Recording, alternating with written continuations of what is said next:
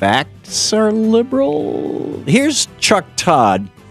This was an interview that was then played on Fox News. In fact, this clip is from Fox News, where in this this segment of these five people, what do they call it? The five, I think, where they're sitting around making fun of the idea that there's no liberal bias in the media. So they played this Chuck Todd clip to tear apart. Here it is. I think that the mythology of the big bad non-conservative media has gotten into some offices, and so that there's this fear of, we can't do anything that's not. It's sort of this, and I feel like it's a mythology that now younger staffers believe, and then it infuses, and then these guys, they actually believe the spin that's out there. Oh my God, that's what the mainstream media does. They do anything to disrupt the conservative agenda. The mythology of that the media is out to get conservatives is believed among more and more actual staffers.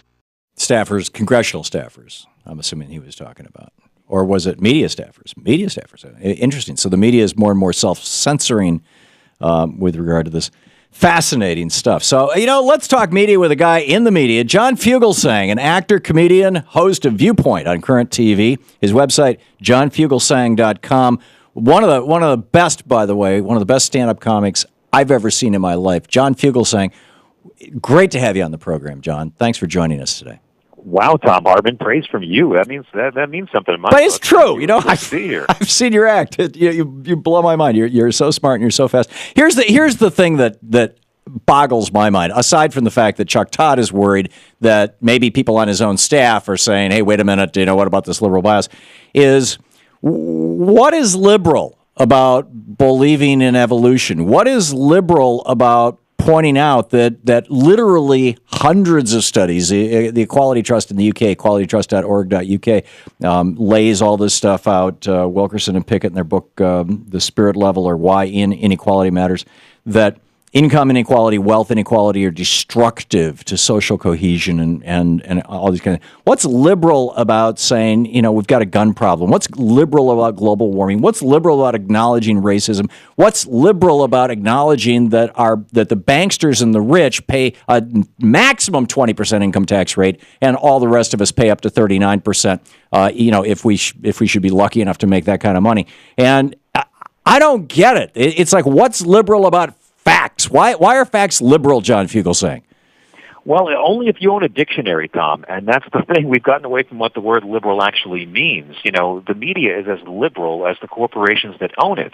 And what I've learned in my travels through the corporate media as a humble clown working his way through cable news and broadcast and radio is that the media is not liberal.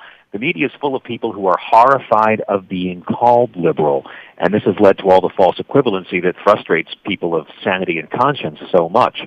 In a true free society, in a society based on liberty, if you know what the dictionary definition is, you would want a liberal media. Liberal doesn't mean pro-democratic party.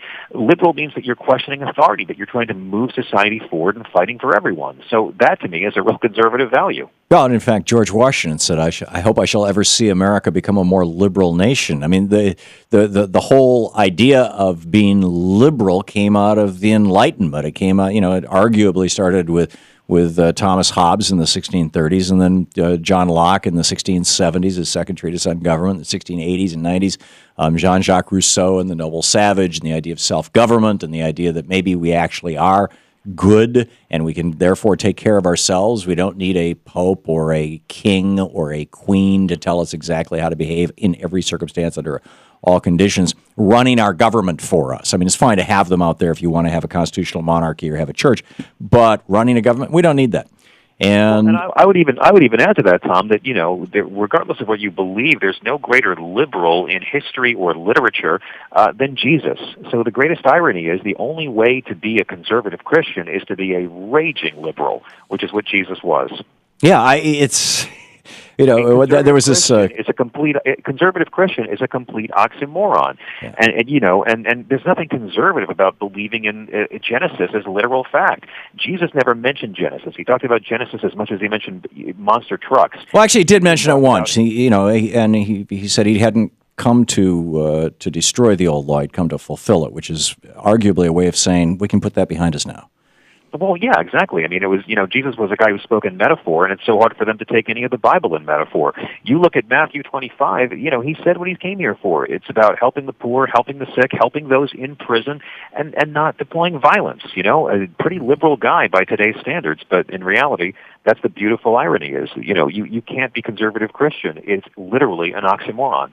And yet there is this group of people who think that it's a terrible thing to ask a millionaire to take to be hit with a 3% increase in taxes, or even for multimillionaires and billionaires to have to pay tax rates at the same rate that the surgeon who saved my wife's life. He works for a living, right? And he's probably making a couple $100,000 a year, so he's probably paying 39%.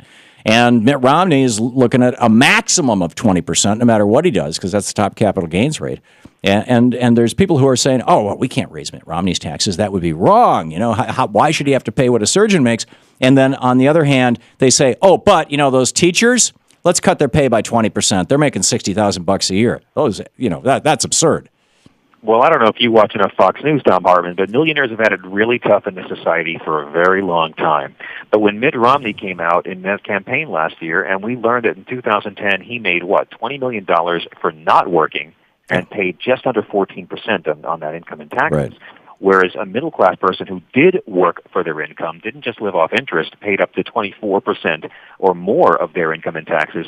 But Mitt Romney taught us more about the 1% than Occupy Wall Street could on their best day. Yeah, I think that's true. I'm curious, John, how do you, when you're engaging with people that you like and respect or love, family members, friends, who call themselves Republicans or call themselves conservatives, how do you broach these issues? How do you interact with them in ways that, don't leave blood on the floor?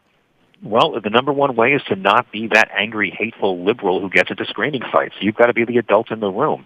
And you're never going to win them over. You can give all the facts and all the history and all the logic and all the morality in the world, but you probably won't win them over. What you will do is win over the bystanders and their kids and whoever's listening to the conversation. And that's why it's important to not get bogged down into, the screeching puppet on the left versus the screeching puppet on the right. I always say I love conservative people. I don't like who they vote for. Yeah. And when you look at the policies of these guys, the Republican Party's been running a real sucker game on conservative Americans. Well, and that's an important point, because so many Americans who consume right-wing media, who listen to Fox News, watch Fox News, listen to right-wing talk radio, read the right-wing blogosphere, they believe things that simply aren't true. So it seems to me that at a certain level, if you confront them with reality repeatedly, and then friends, family, if you can eventually get them to go out and test that, go to Snopes or something, and that maybe they'll realize that they've been conned, that they've been suckers. Well, sure. I mean, we're seeing this now in the Republican Party with immigration.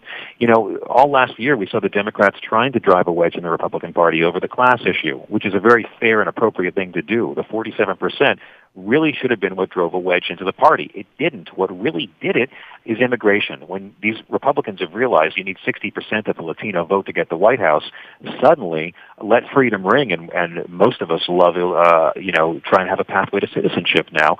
But, as John McCain found out in his town hall meeting this week, when you've got a base that's been eating a steady diet of Fox News telling you about the caramel menace coming over from the border, and then you try to use language like pathway to citizenship, I mean, that town hall, McCain was heckled and insulted, verbally abused so rudely by people who used to support him. Yeah, people who have... to make sure he wasn't Chuck Hagel. People who've spent years, watching Lou Dobbs, tragically. John Fugelsang, JohnFugelsang.com. Thanks, John.